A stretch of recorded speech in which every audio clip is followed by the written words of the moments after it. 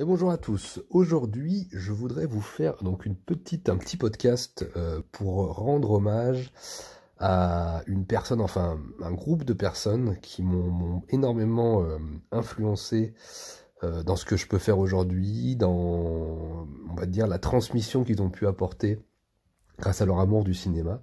Donc il s'agit évidemment de la personne de Yannick Dahan, le célèbre voilà, journaliste Yannick Dahan, et de l'équipe de Capture Mag, donc par association, donc à savoir Arnaud Bordas, Stéphane Moïsakis, Rafik Djoumi, Julien Dupuis. Pourquoi je voulais vous en parler?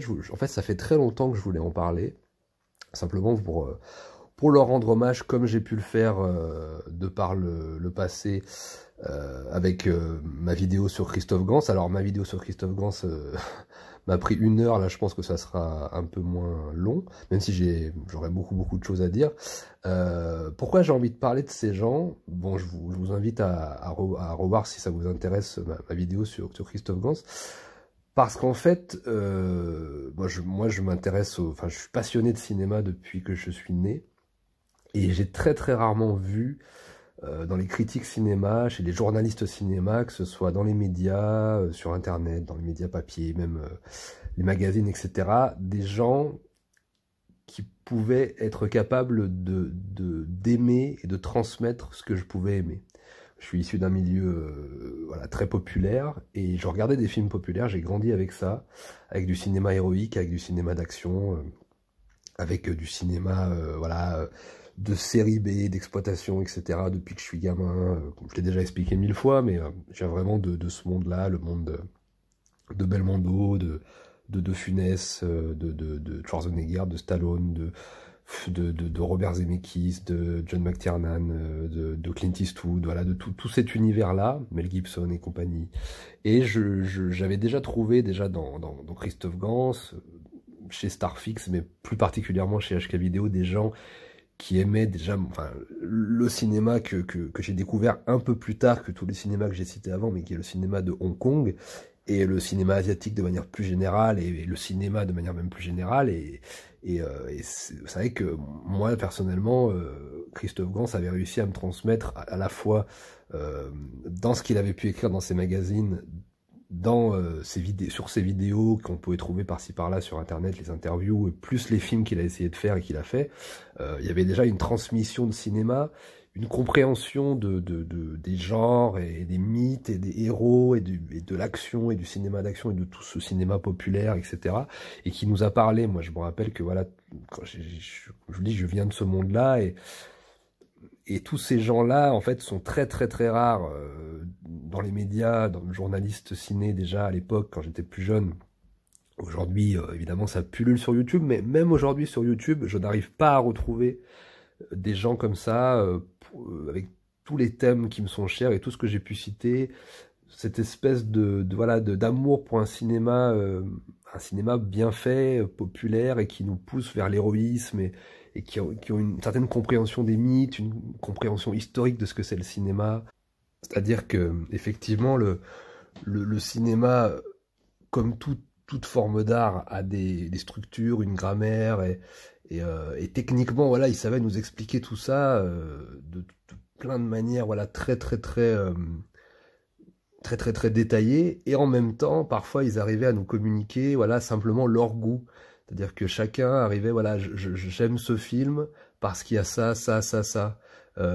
Et ils arrivaient toujours un petit peu à faire la différence avec de la nuance. Voilà, il y avait cette expression à la fois de la subjectivité et de l'objectivité. Chose qu'on retrouve plus trop aujourd'hui. Les gens ont tout tendance à choisir leur camp. C'est-à-dire, ah bah j'aime ça, donc c'est un bon film. Ou alors les écoles totalement inversées qui disent, voilà, peu importe le sujet, moi j'aime ce qui est bien. Moi je suis un peu entre les deux, et je trouvais que ces gens-là arrivaient à nous communiquer, voilà, un peu l'entre-deux. C'est-à-dire que tu pouvais apprécier parfois euh, un film objectivement pas terrible. Bon, voilà, je vais arriver sur Yannick Dahan enfin, mais par exemple, l'amour qu'il a pour ce qu'il appelait les Yakayo, savoir tous ces héros d'action des années 80-90, tous ces bourrins de Schwarzenegger jusqu'à Steven Seagal, en passant par Chuck Norris ou Van Damme. moi, ça me parlait parce que j'ai grandi avec ces héros-là, mais au premier degré. C'est-à-dire que quand j'étais gamin, quand t'es gamin, que t'habites dans la France profonde, à la campagne, et que t'es fils à la fois d'immigrés et de Français prolos, etc., tu t'as tendance en général, le peuple a tendance à... Enfin, ce qui marche dans le peuple, c'est de faire des films. Enfin, c'est de voir des films où les héros sont plus grands que nous, c'est-à-dire les mythes, les légendes, les récits héroïques, ça a toujours fonctionné, à la fois pour souder des pays, etc. Et c'était des espèces de romans comme ça, national, etc. Mais en même temps, il y avait aussi voilà, cette envie voilà, de s'identifier à ces héros pour se dépasser et pour fuir une espèce de quotidien, comme une espèce de catharsis un peu. Et voilà, quand Yannick Dahan me parlait, moi c'est ça qui m'a fait tout de suite, où je suis vraiment rentré dans ces critiques dès le départ. Hein. Moi je le connais, je le suis depuis 2010 à peu près, où je revoyais les rediffusions sur Internet des émissions qui faisaient DVD extra, DVD à mort, la quotidienne du cinéma qui passait encore à la télé, moi quand je le découvrais, Opération Frisson évidemment, et puis par la suite, voilà, j'ai découvert donc ces potes de Capture Mag, toute l'équipe là, et moi je suis le site de Capture Mag, voilà, le site internet où il y avait tous les articles, toutes les critiques. Je le suis depuis qu'il a ouvert, hein. Je crois que c'était depuis 2010 ou 2012, je me souviens plus exactement. C'était un petit peu avant que je fasse mes voyages en Chine et en Asie et tout ça, et je crois que j'avais tout découvert par là, et depuis 10-12 ans, je les suis régulièrement, que ce soit leur podcast, etc. Mais c'est vrai qu'à la base, j'y étais arrivé par cette espèce de connexion à des films que j'aimais, qui étaient souvent mal considérés, moqués, ou qui appartenaient à un autre temps, avec un autre type de héros, d'autres types de mœurs.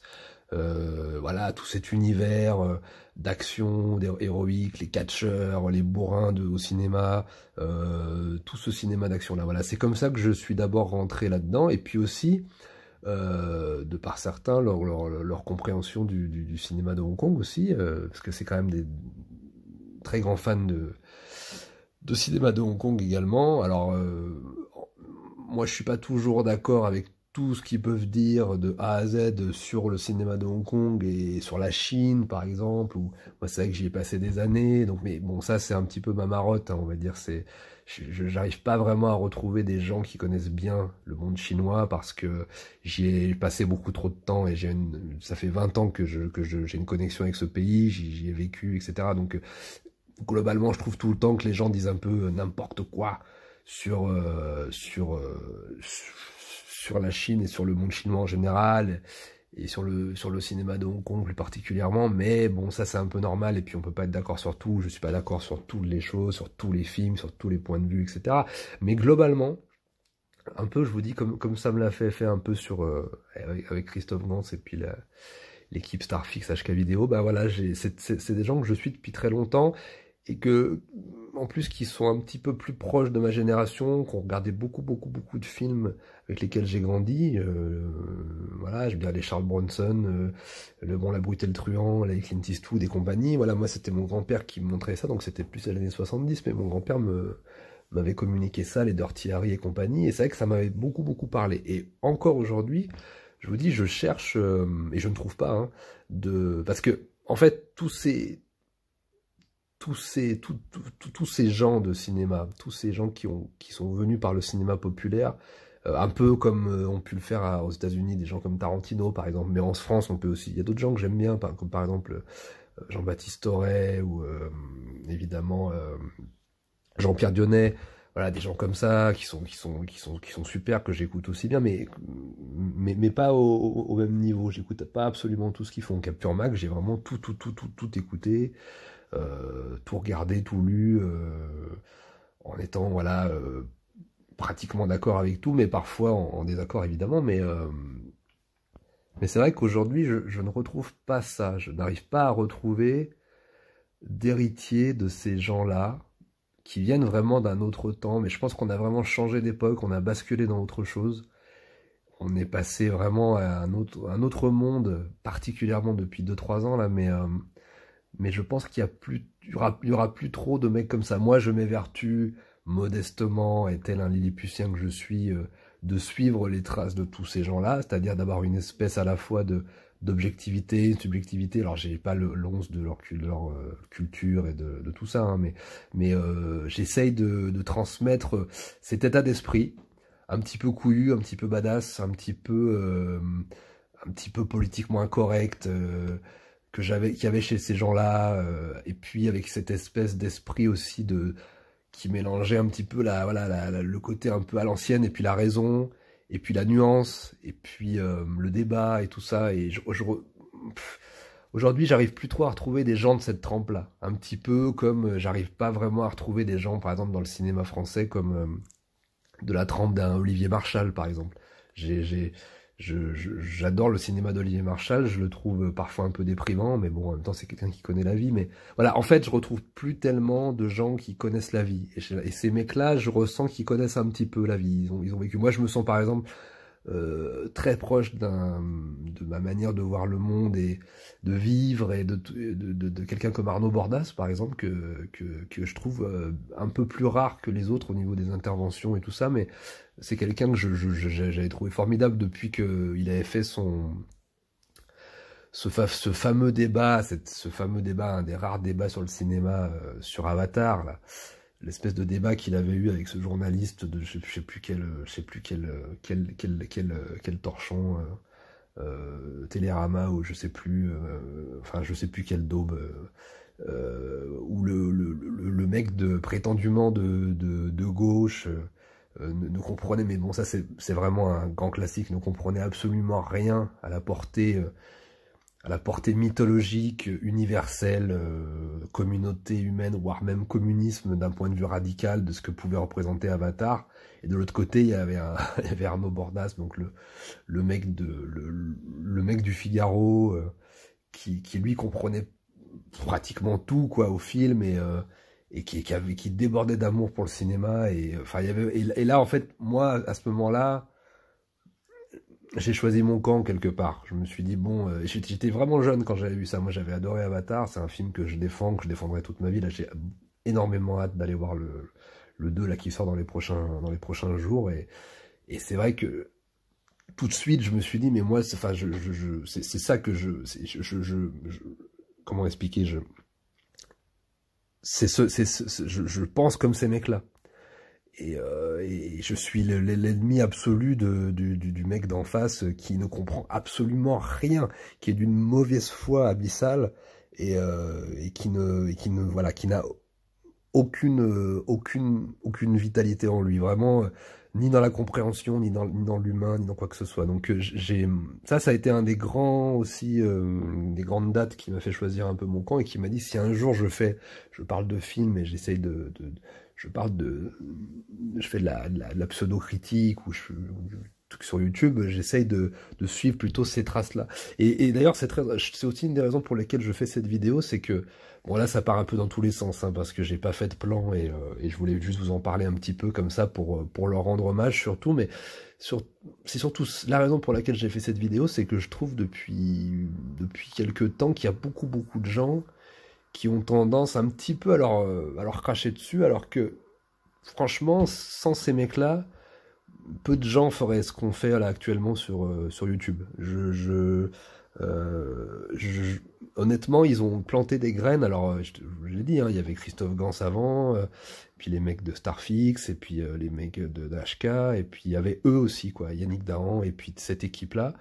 Et honnêtement, moi je suis plutôt quelqu'un qui est à l'ancienne, et j'aime pas trop cracher sur mes maîtres, et sur des gens qui m'ont appris des trucs, qui m'ont influencé, et qui m'ont un peu montré le chemin. Donc comme on vit dans une espèce de monde un peu post-68 art gauchiste, insupportable, on a tendance à tout le temps vouloir tuer le père, tuer le père, tuer le père, tuer le maître, tuer le maître, tuer le dieu, tuer Dieu, tout détruire. Et moi, je suis pas vraiment de cette école-là encore. Je sais que je suis plus qu'un dinosaure, hein. Je suis totalement, enfin, je suis voué à disparaître après. Je pense qu'après moi, c'est la fin. Mais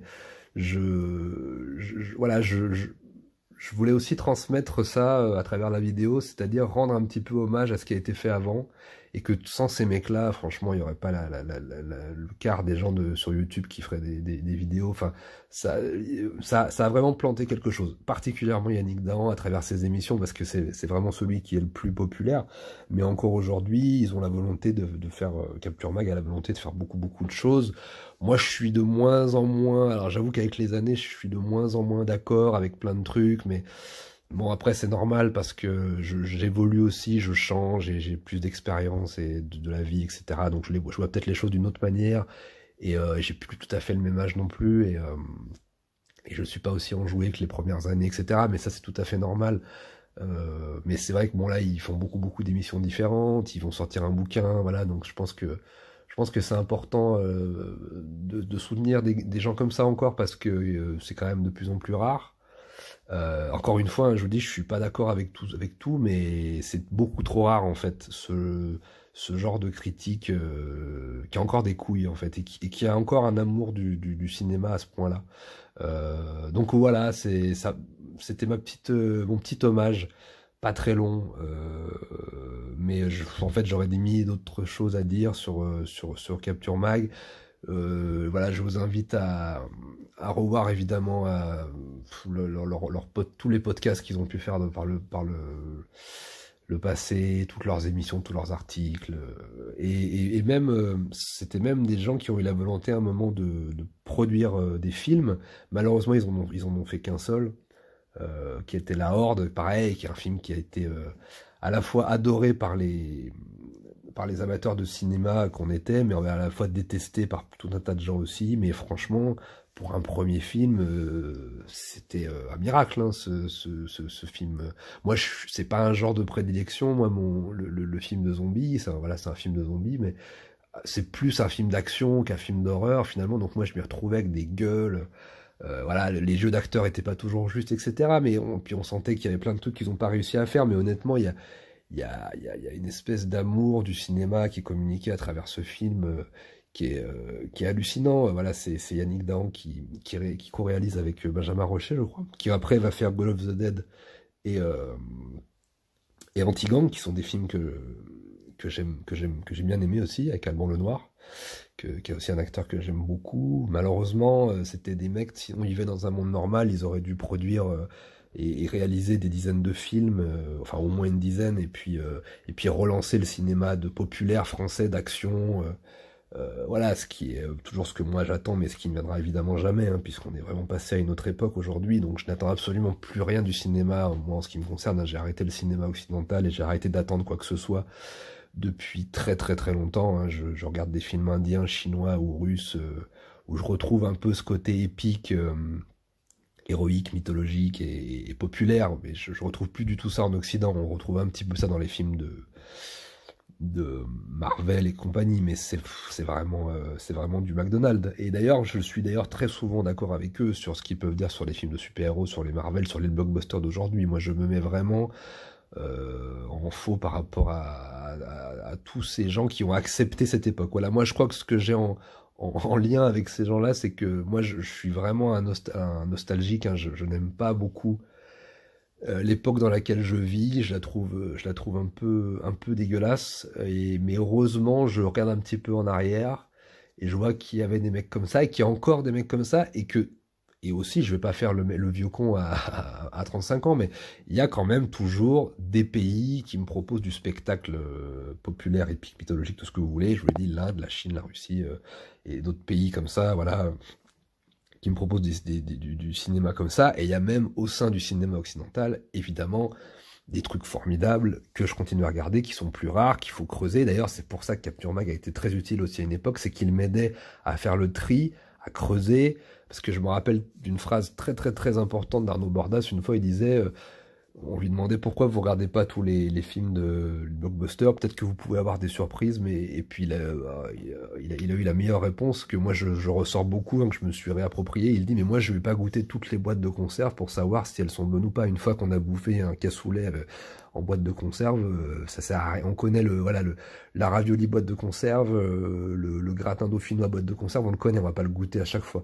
Donc c'est un petit peu ça aussi que je pense, c'est-à-dire que moi c'est des films, tous ces films-là, tous ces Marvel, tous ces blockbusters, je finis les Fast and Furious et compagnie, je finis toujours par les regarder en me disant mais ouais mais ça se trouve alors j'attends plus rien, mais des fois je me dis bon je vais les regarder quand j'ai rien à faire un samedi pluvieux où je suis tout seul chez moi ou je suis pas avec ma copine et puis je m'emmerde quoi, je les regarde ou que je suis malade ou que et je les regarde et puis à chaque fois je me dis bon bah oui c'est comme si j'étais allé au McDo puis j'ai regardé ça puis et voilà mais à côté de ça pour rester un petit peu positif parce qu'on a toujours des belles choses qui sortent, il y a eu le cinéma espagnol qui proposait des trucs incroyables ces 10 dernières années, il y a eu le cinéma coréen aussi.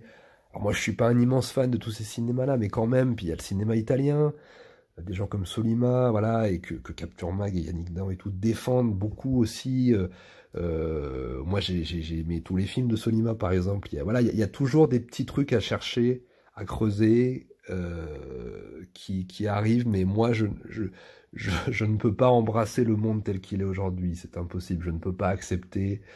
Moi, c'est très personnel, hein, mais je ne peux pas accepter le spectacle et le cinéma qu'on me propose actuellement. Je regarde principalement des vieux films ou je vous l'ai dit, des films asiatiques ou qui sont en dehors de la sphère occidentale souvent, où je retrouve un petit peu l'atmosphère, l'état d'esprit et le kiff que je pouvais avoir quand j'étais gamin dans les années 90.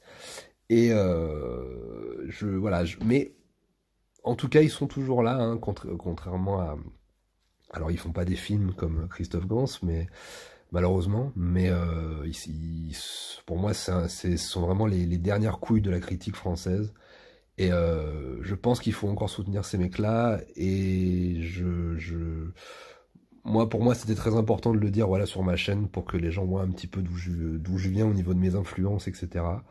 Et où je me situe, voilà, par rapport au monde d'aujourd'hui, par rapport à la critique ciné, YouTube, etc. Moi, je suis pas hyper enjoué de tout ce qui se fait sur Alors c'est très bien, moi j'encourage les gens à faire ce qu'ils veulent et c'est très bien, moi je ne suis l'ennemi de personne, hein, simplement c'est juste que ça ne me parle pas, ça ne me parle pas beaucoup. Et d'ailleurs sur YouTube je m'évertue souvent de parler de cinéma de Hong Kong qui est vraiment voilà, mon cinéma préféré et qui est par-dessus tout et donc moi par exemple souvent quand on m'appelle pour des vidéos une énième vidéo sur James Cameron ou sur Clint Eastwood. J'ai pas tellement de choses à dire de plus que ce qui a déjà été dit. Je pense que des gens comme Capture Mag ont dit beaucoup de choses. Après, il peut y avoir des gens il y a toujours des gens qui ont des trucs à dire sur les films. Mais moi, je vois pas vraiment l'intérêt personnellement de le faire. Donc, j'essaie toujours de me battre pour amener plutôt du cinéma, parler de cinéma de Hong Kong à travers mes critiques. Même si parfois il peut m'arriver de parler d'autres choses. Voilà, donc c'était une vidéo absolument brouillonne qui partait dans tous les sens. J'avais encore des milliers de choses à dire que j'ai oublié de dire. Quoi qu'il en soit, vous avez compris le délire. Vous avez compris l'état d'esprit que je défends sur la chaîne. Vous avez compris que si vous voilà, je pense que vous les connaissez, vous suivez leur chaîne et vous suivez vous avez suivi un petit peu leur parcours. Si vous connaissez pas, je vous conseille vraiment de foncer, de vous abonner à la chaîne YouTube, etc. parce que c'est vraiment mortel. Et puis ça fait partie, moi personnellement, de mes influences et des gens qui m'ont transmis l'amour du cinéma. Voilà, je vous embrasse, je vous dis à bientôt, merci encore d'avoir écouté mes conneries, et voilà, bah, je vous dis à la prochaine, prenez soin de vous.